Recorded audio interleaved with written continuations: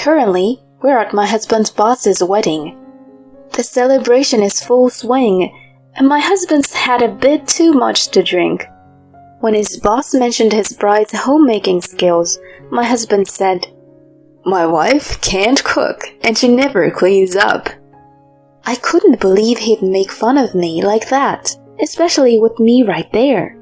I shot back, "Should you really be critiquing your wife's housekeeping skills when you're lying about business trips to stay at your mistress's place?"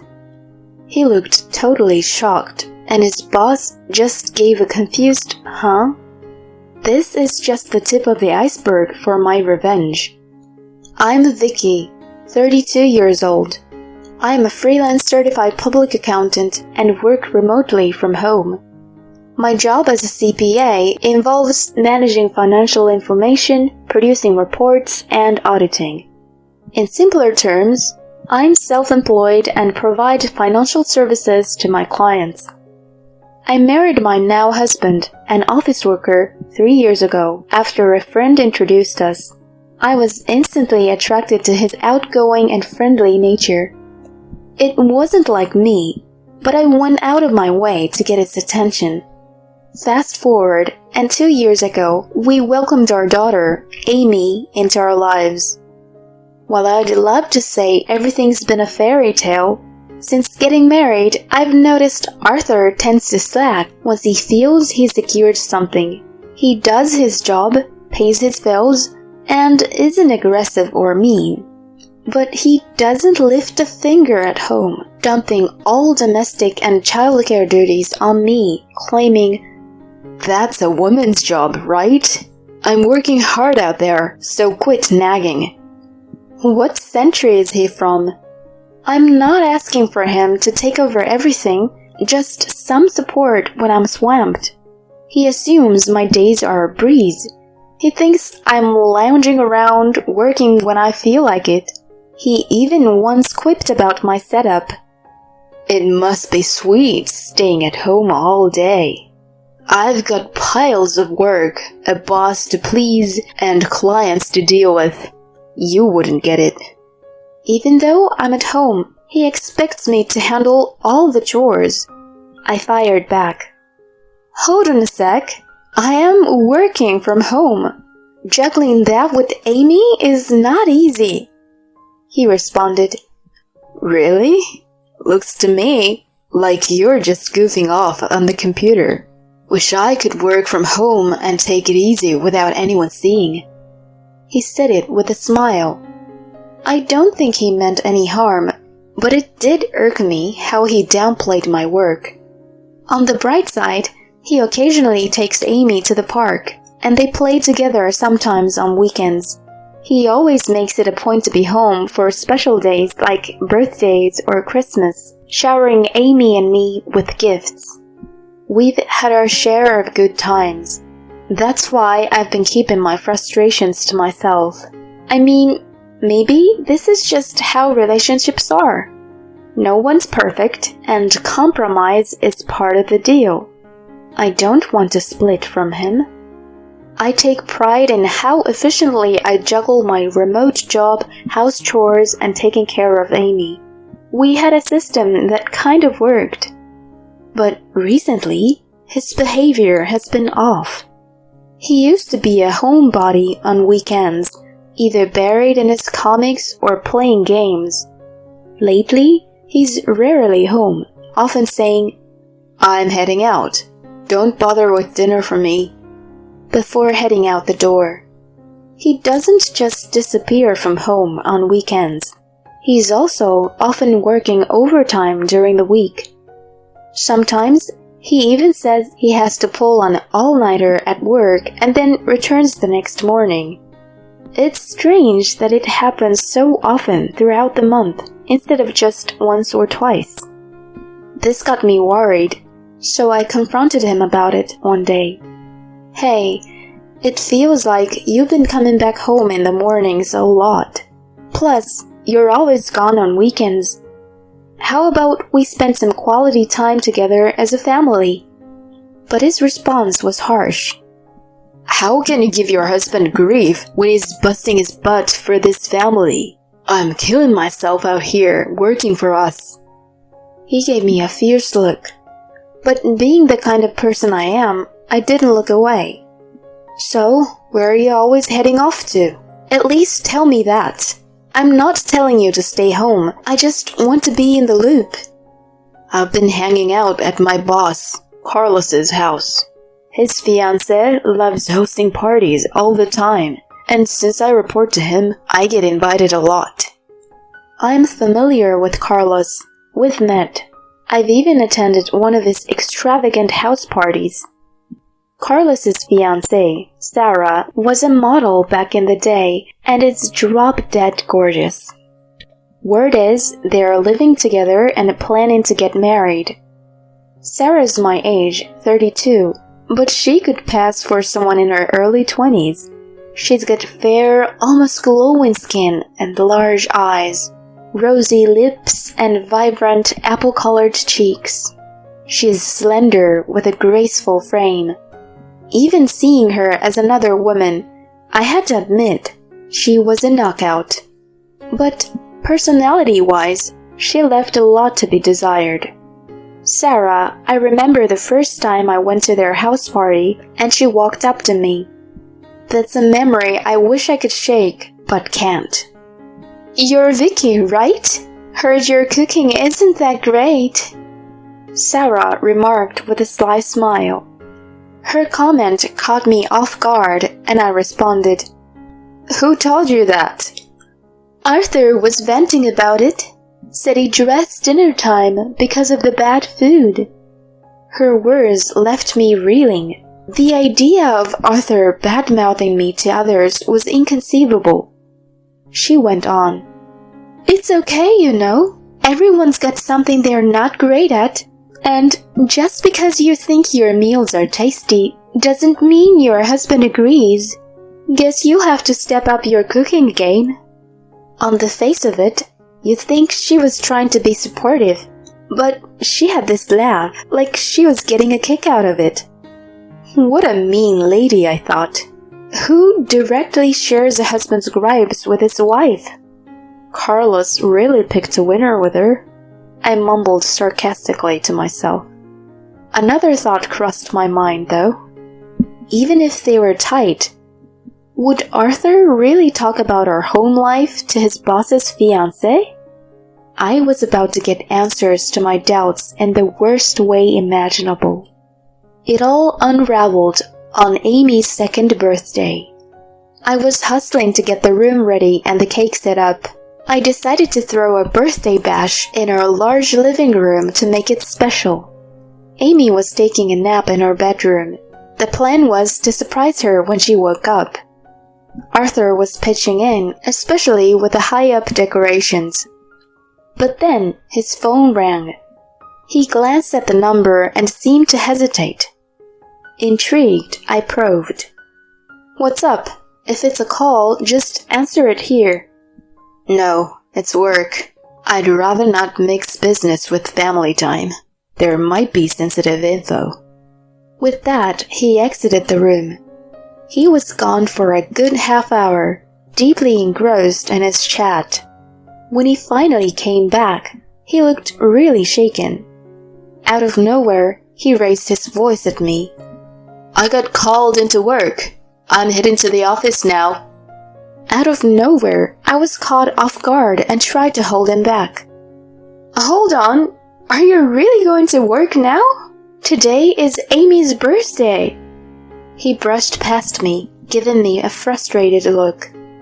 Get the picture. There are bigger things at play here. Don't hold me up. With that, he bolted out the door. I was stunned by his abrupt reaction. His words kept replaying in my mind. How could he downplay our precious Amy's birthday like that? Why would he be so thoughtless? He told me he took the day off for this. What work emergency could be more pressing than Amy's day? I decided to peek in on the sleeping girl. She looked so serene. It would break her heart to learn her dad missed her birthday when she wakes up. Not knowing how to process everything, my mind was spinning. But then it hit me. I checked something in the kids' room and was horrified by my find. Anger welled up inside me. So that's what's been happening. That's the real reason he dashed out. I won't forgive him for this. The next day, Arthur came home like nothing happened. Flashing a grin, he said, "Sorry about yesterday." I replied with a smile, "It's all right." But inside, I was plotting my next move. After a while, he filled me in about Carlos and Sarah's upcoming wedding. Turns out, she was expecting, so they sped up their wedding plans. We got an invite, and I had my own plans for their big day.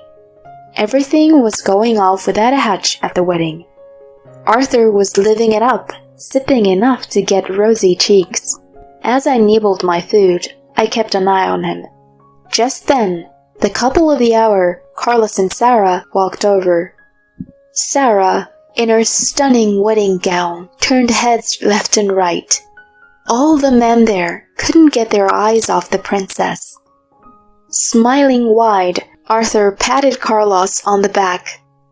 "Carlos, congrats!" Then he asked Carlos, "What's your favorite thing about Sarah?" A bit shy, he answered, "Her cooking, I think." Chuckling, he added, "That's totally not like my wife. She struggles with house stuff. Bad cook, not the best cleaner. Wish she could pick up a few tips from Sarah." It was pretty gutsy of him to diss his wife with her right there. Sarah let out a laugh at his comment, while Carlos smirked and said, "You shouldn't talk bad about your wife like that," he cautioned Arthur. Seeing my moment, I jumped in. "Bad cooking and cleaning? How would you know? When you're always out on fake business trip, sneaking off to your mistress's place." Both Sarah and Arthur looked surprised at my words, while Carlos blurted out a confused, "What?" Pushing forward, I said to him, "Carlos, you were out of the country for a month recently, right?" Oddly enough, my husband was gone at the same time. Are you connecting the dots? At first baffled, realization dawned on his face. "Wait, what are you hinting at?"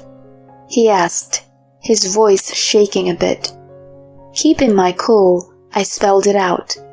"It's pretty simple. Arthur was at your place the whole time, just him and Sarah." Carlos's eyes widened in shock, darting between Arthur and Sarah. My husband seemed rattled, and Sarah shot me a piercing look, biting her lip. "Really? Don't throw around baseless claims. I'll take you to court for slander." Boosted by Sarah's feisty response, Arthur also began to berate me. "Exactly. You think you can frame me like this? Just because you got wind of some gossip, you're pulling this ugly trick? That's low. Say you're sorry to me and Sarah, now." I let their outburst roll off me, pulling out my phone and hitting play on a video. Loud and clear, the footage displayed my husband in our kids' room on a call with Sarah. "Sarah, you're expecting? Whose baby is it? Wait, mine?" His flustered voice followed. Carlos's expression tightened, signaling a game-changing moment. The video kept rolling. "I was with you the whole month Carlos was traveling. What should we do? Neither of us wants to split from our partners, right?" And then the kicker. "Okay, we'll fast-track the wedding, and the kid will be known as Carlos's. Best that way. If my wife finds out, it'll be a nightmare. Just keep it between us. We gotta figure out as soon as possible." The clip wrapped up. Since I played it so loudly, Everyone around us was all ears, setting a scene abuzz. A nanny cam in the little one's room had caught the whole thing. I got it because our toddler, Amy, is a little firecracker and prone to getting into mischief. I kept quiet about the camera, anticipating Arthur would grumble, going, "Total waste of cash. We don't need it." So, clueless about the camera, he chose the kids' room for the risky call with Sarah. What followed was sheer pandemonium, with Carlos absolutely fuming. "Sarah, what is this about? You said it was my baby. Were you playing me all along? And you, Arthur, after everything I've done for you, you chased my fiancé?" Sarah started crying. "I'm so sorry. I lost myself. Please, just calm down." Arthur scrambled for words. "I can't apologize enough. Hear me out. There's a reason behind it." The scene was bedlam. Needless to say, the wedding was off. "We'll hash this out later," Carlos muttered to me, lowering his gaze. With eyes blazing, Carlos escorted a weeping Sarah out, followed by both of their families. She was in for a storm from both sides. What remained was a mix of bewildered guests, me, and shell-shocked Arthur. "You planning on hanging around like a statue?"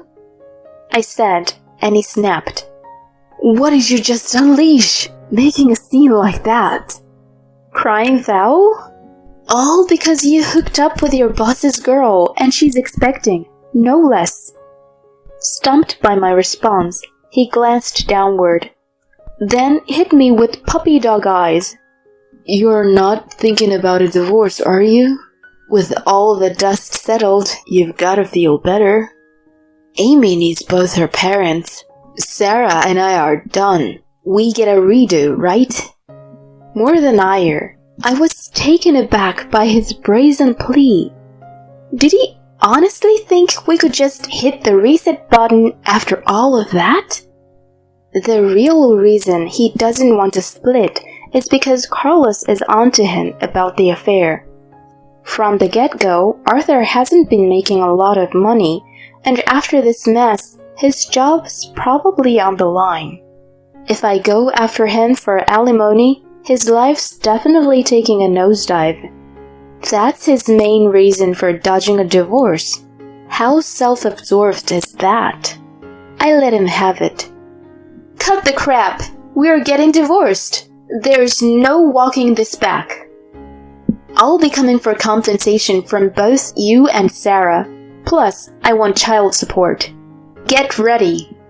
Hearing this, he just lost it, tears and all. "Please, don't go there.